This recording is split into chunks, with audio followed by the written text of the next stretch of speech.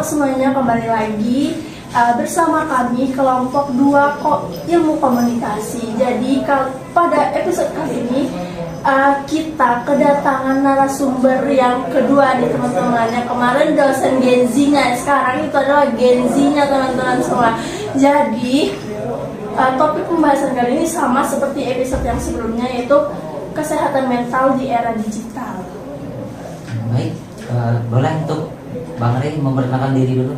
Baik, perkenalkan nama saya Renaldi, saya mahasiswa agribisnis semester 4. Jadi saat ini saya tuh sedang berkuliah di Universitas Bangka Belitung di prodi agribisnis. Baik, jadi Kak Rey ini itu adalah salah satu wakil ketua himpunan mahasiswa agribisnis. Jadi beliau ini merupakan seorang pemimpin. Jadi di sini kita bisa bertukar pendapat atau bertukar sudut pandang antara dari Kak Rey bersama kami nanti. Hostnya kali ini mungkin gak kalah seru ya teman-teman dari yang sebelumnya. Bersama saya Nini dan host Saya Ilham Febrian. Jadi Baik, Bang Rey, mungkin kita bisa berbincang-bincang santai aja. Silakan. Gimana sih Bang Rey tanggapan Bang Rey mengenai Gen Z ini, dan mungkin ada beberapa juga ketergantungan di era digital ini, mungkin dari sosial media nggak bisa pernah lepas dari itu. Bagaimana sih tanggapan Bang Rey sekarang? Oke, yang pertama itu Gen Z ini memang kita nih agak berbeda dengan generasi sebelumnya. Kita ini lahir di era yang banyak digital. Sebenarnya puncak dari kita itu kecanduan digital tuh kemarin sebenarnya di tahun 2020 sejak era COVID-19. Nah, ketika era COVID-19 kita itu serba-serba menggunakan handphone. Belajarnya itu online. Kalian ngerasain juga kan pas SMA tuh kalian belajar online. Terus dicap lulusan COVID, benar nggak? Benar kan?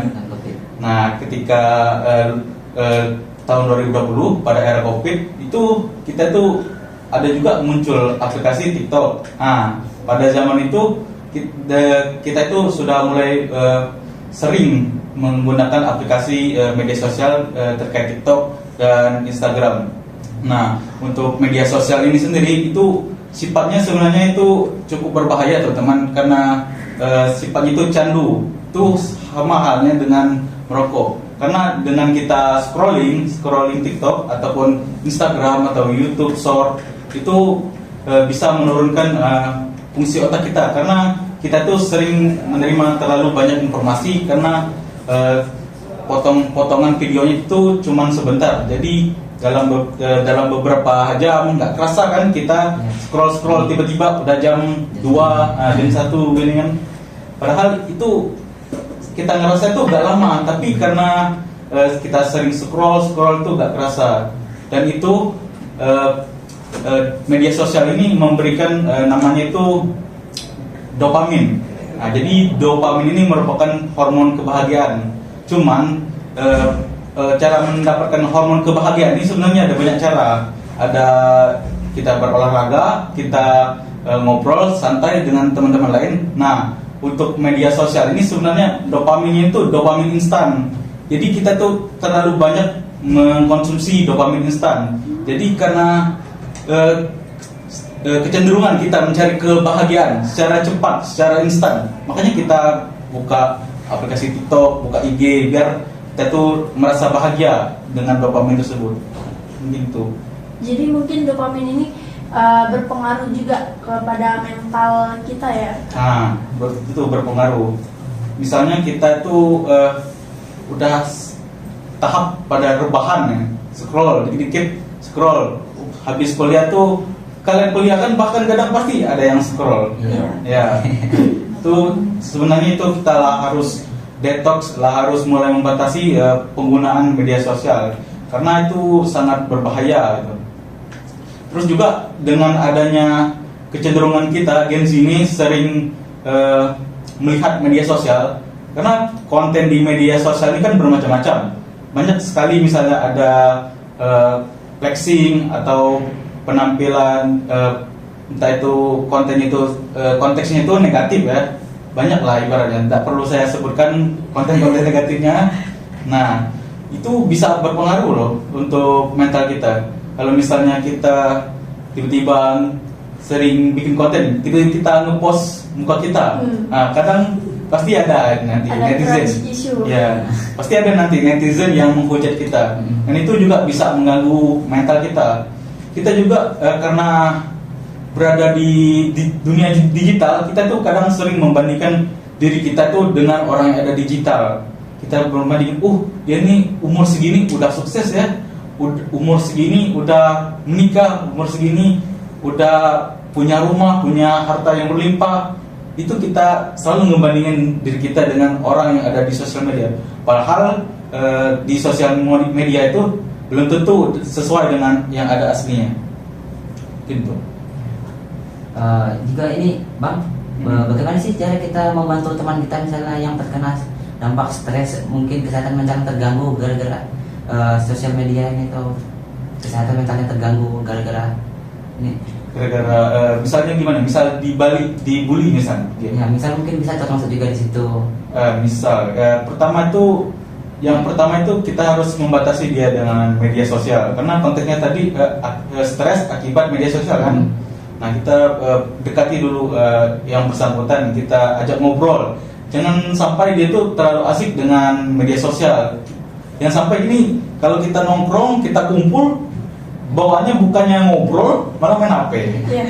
Itu kan gak ada fungsinya kita nongkrong, gak ada fungsi kita ngumpul. Karena ngumpul ini kan fungsinya sebenarnya kita tuh untuk berinteraksi. Jangan kita ngobrol asik dengan dunia masing-masing, karena adanya dunia digital tuh, ada media sosial tadi. Nah, jadi kita ajak dulu teman-teman kita yang merasa depresi, ajak dia cerita, ngapa sih kamu itu mengalami stres, cerita. Ingat ya, kalau misalnya orang misalnya stres atau depresi itu, kalian jangan bantah, tapi cukup dengarkan aja. Karena kalau kita ngebantah, dia malah makin stres, makin ngerasa. Kita itu janganlah, ibaratnya misal kita cerita ini, aku dulu lebih dari ini. Kayak kita itu admisi. Nah, itu biasanya sering juga dilakukan orang-orang ya biasanya. Jadi harapanku untuk teman-teman kalian, kalau misalnya ada yang stres atau curhat sama kalian, mentalnya itu agak terganggu, itu kalian cukup dengerin aja. Gak perlu kalian ngomong-ngomong ini, jangan membantah, cukup dengerin aja. Kasih motivasi juga. Ya, kasih motivasi juga dikit-dikit.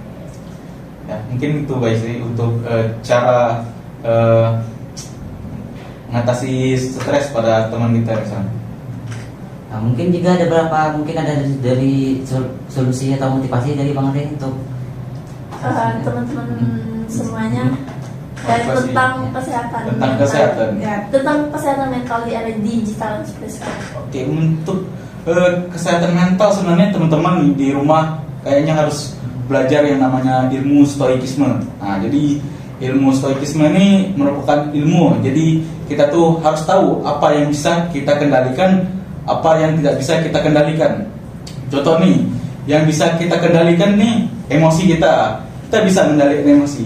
Tapi perkataan orang, tingkah laku orang kepada diri kita tuh gak bisa kita kontrol. Itu di luar kontrol kita. Yang bisa kita kontrol tuh emosi kita. Misal orang bilang, kamu itu bodoh, kamu itu bego, itu kita nggak bisa kontrol itu. Tapi kita bisa mengelola emosi kita. Oh, ya udah, kalau misalnya dia bilang bego, ya udah, ngapain dipikirin? Gak ada manfaatnya untuk diri kita. Kalau misalnya kita terus mikirin itu, yang ada kita sendiri yang stres. Jadi kita harus ibaratnya itu tetap ikhlas lah, misalnya meskipun kalian di ejek atau di apa, ya udah bodoh amat. Ya, jangan terlalu memikirkan, jangan baperan. Gen Z ini kan mudah baperan, kita mudah tersinggung.